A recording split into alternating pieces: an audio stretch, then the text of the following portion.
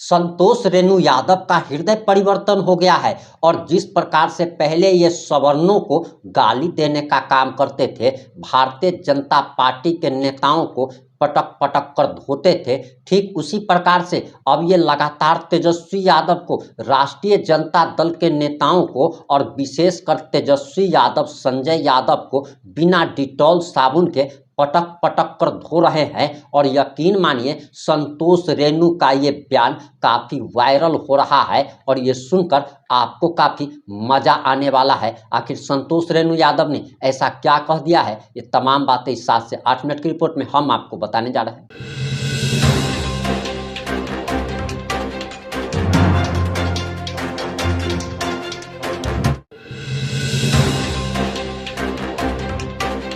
नमस्कार, मैं प्रिंस कुमार सिंह और आप देख रहे हैं पॉजिटिव इंडिया। अगर अभी तक आपने चैनल को सब्सक्राइब नहीं किया है तो खबरों से अपडेट रहने के लिए कृपया चैनल को सब्सक्राइब कर लीजिए और जो लोग ऑलरेडी कर चुके हैं तमाम लोगों को सहृदय धन्यवाद। अब वापस आते हैं हम अपनी खबर पर और जरा आप संतोष रेणु यादव का ये बयान सुनिए। बहुत सारी बातें हैं, मेरे भावार्थ को समझने का प्रयास करेंगे आप सब, क्योंकि आप सबसे ही हम सीखते हैं।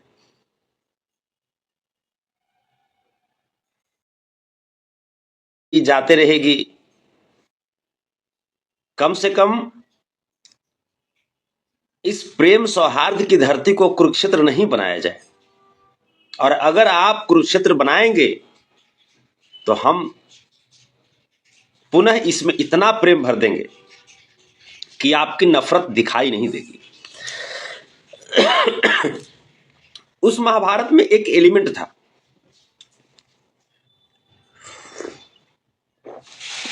एलिमेंट का नाम था, अब पहले नाम बताने से पहले मैं आपको उसका काम बताता हूं।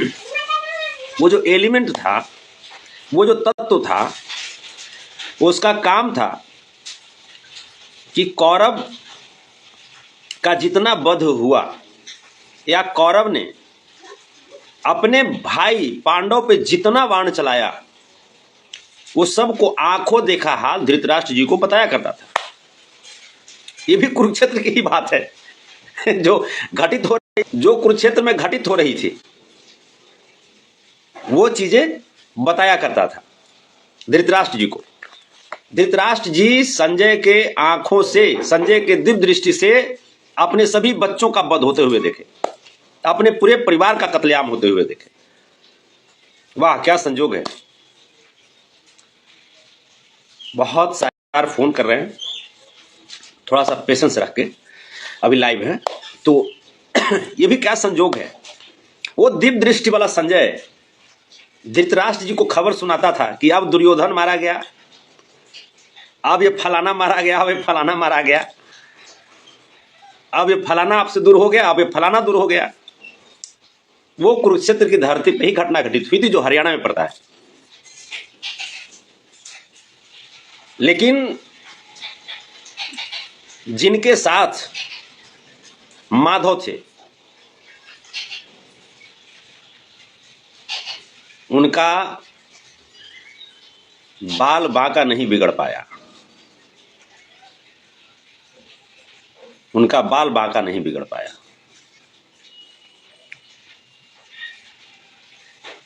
हमारे नेता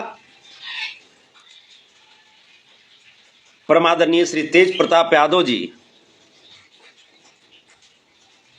आज जिस प्रकार से बिहार की राजनीति को संभालते हुए लालू प्रसाद यादव जी की अविचल विचारधारा को मजबूती से देश में परोसा है, संभाला है, ये देखते हुए बहुत गर्व होता है और बहुत आश्वस्त होते हैं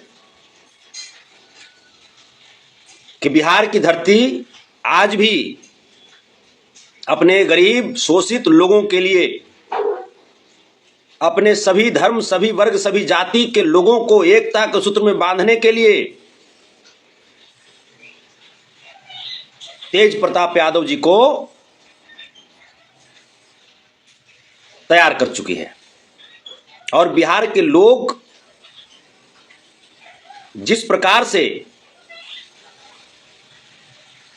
तेज प्रताप यादव जी के माध्यम से जनशक्ति जनता दल को प्यारा आशीर्वाद दिए इस बार विधानसभा के चुनाव में,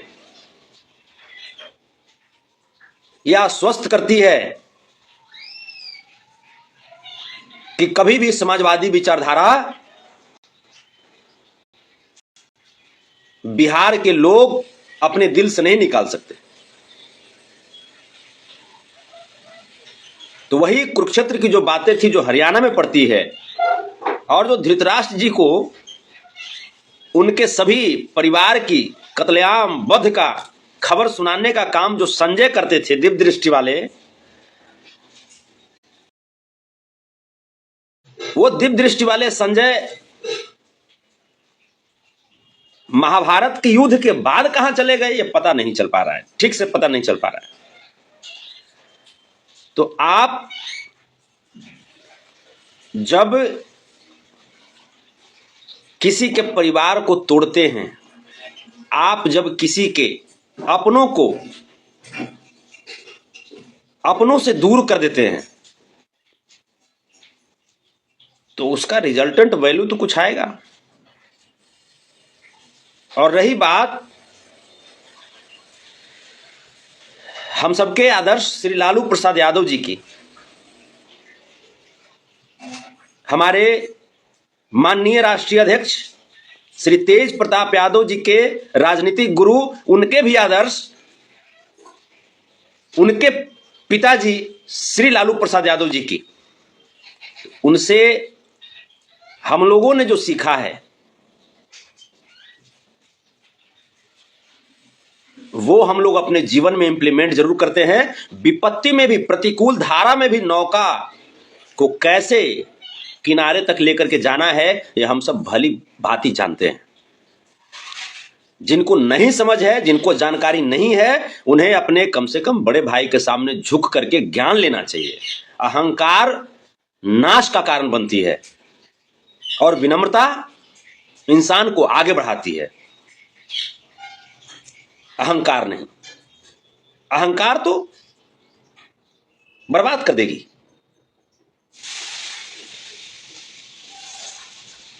कहीं पे पंक्तियां मैंने पढ़ी थी, गरीब सताए तीन गए, धन लक्ष्मी और वंश, नहीं विश्वास तो देख लो रावण कौरव कंस।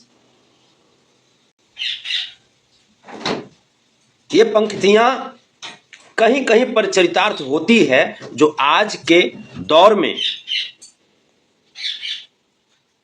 राजनीतिक गलियारे में चल रही है बातें, उसमें कहीं कहीं पर चरितार्थ होती है। हालांकि एक बार पुनः मैं आश्वस्त कर देना चाहता हूं इस लाइव के माध्यम से अपनी बहन डॉक्टर रोहिणी आचार्य जी को कि आप समाज के लिए एक बहादुर बेटी हैं, भाई के लिए एक बहादुर बहन है, और यह दर्जा आपसे कोई नहीं छीन सकता।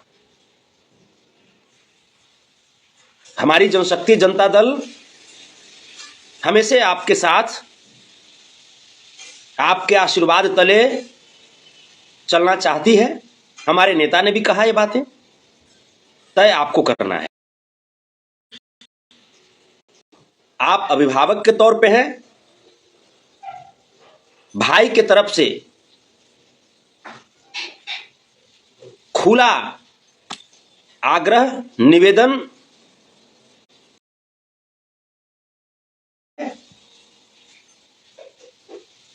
आपका जो आदेश होगा हम सब अंतः हृदय से स्वीकार करेंगे। उम्मीद है आप भाई के भावनाओं को जरूर समझेंगे। हमारे लिए हर लोग, हर बेटी बहन उतनी ही प्यारी हैं, उतनी ही सम्मानित हैं जितना सम्मान हम खुद के लिए भी सोचते हैं। और बिहार की 14.25 करोड़ की आबादी आज इंटैक्ट होकर के, एकजुट होकर के अन्याय के विरुद्ध आवाज उठाने के लिए तैयार है। ये बिहार है, ये ज्ञान की धरती है। यहां पे कोई आकर के दूसरा व्यक्ति अगर ज्ञानी बन जाए, ये तो नहीं हो सकता। यहां पे लोग आकर के ज्ञान प्राप्त करते हैं, ये बुद्धि की धरती है। यहां पे नालंदा यूनिवर्सिटी में फाहियान और हेनसांग आकर के ज्ञान प्राप्त किए, और यहां पे अगर आकर के कोई अगर दूसरा व्यक्ति अगर ज्ञान दे रहे हैं, तो ताजुब यह होता है कि जो ज्ञान ले रहे हैं उनके पास कितनी क्षमता है। उनकी क्षमता पे सवाल खड़ा हो जाता है, और जो सवाल खड़ा हुआ वो सब सामने है। बिहार विधानसभा 2025 का परिणाम सामने है। जो अहंकार में हमारे नेता को कमतर आंक रहे थे, ये बातें लिख करके पोस्ट कर रहे थे कि तेज प्रताप यादव जी से डेंट लग रहा है, ये लग रहा है, वो लग रहा है।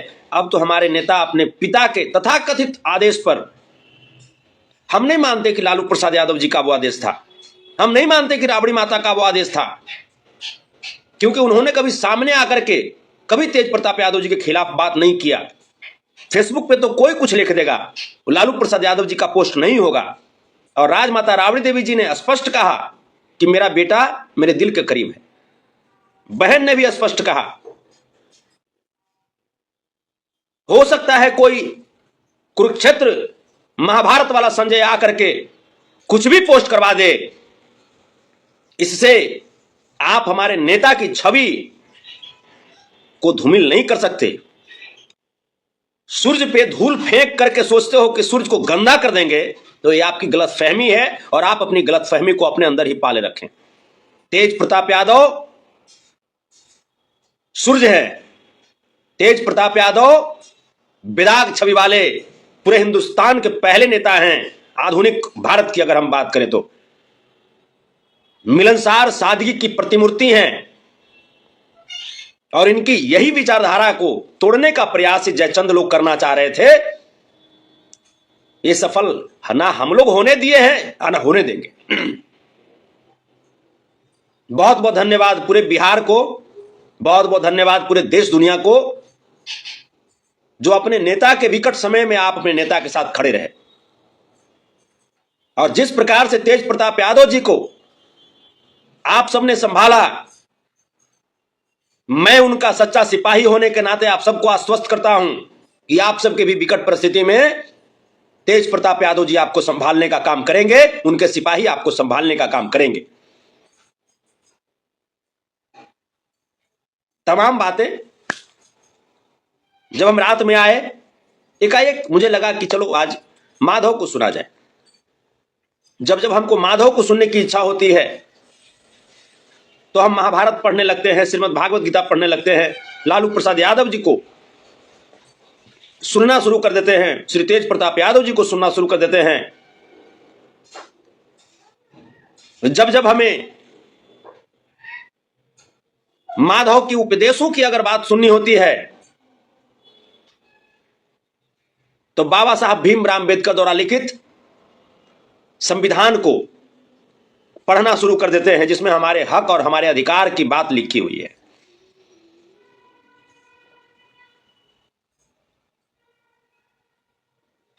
जब भी हमें त्याग की बातें पढ़ने की इच्छा होती है, जानने की इच्छा होती है, याद करने की इच्छा होती है, तो डॉक्टर एपीजे अब्दुल कलाम जी को पढ़ लेते हैं कि किस प्रकार से उन्होंने देश के लिए और परिवार के लिए खुद के सारे सुख को त्याग कर दिया। कर्पूरी ठाकुर जी को पढ़ लेते हैं, लोहिया जी को पढ़ लेते हैं, जयप्रकाश जी को पढ़ लेते हैं, और उनको पढ़ने के बाद जो ऊर्जा मिलती है उसका संचार जब शरीर में होता है, धमनियों में होता है, तो पुनः आपके बीच चले आते हैं। बहुत बहुत धन्यवाद साथियों, बहुत बहुत धन्यवाद।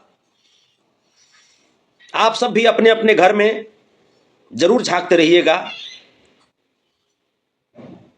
कि कोई आपके बीच, आपकी जिंदगी में ऐसा संजय न आ जाए जो आपके ही परिवार के विनाश की खबर आपको सुनाने को सिर्फ खड़ा रहे, सिर्फ आपके परिवार के विनाश की गवाही देने के लिए वो खड़ा रहे। धन्यवाद दोस्तों। आपने संतोष रेणु यादव का पूरा बयान बड़े ध्यान से सुन लिया होगा। अब आपकी क्या प्रतिक्रिया है? अपनी प्रतिक्रिया जरूर दीजिएगा। जुड़े रहे हमारे साथ। जय हिंद, जय भारत।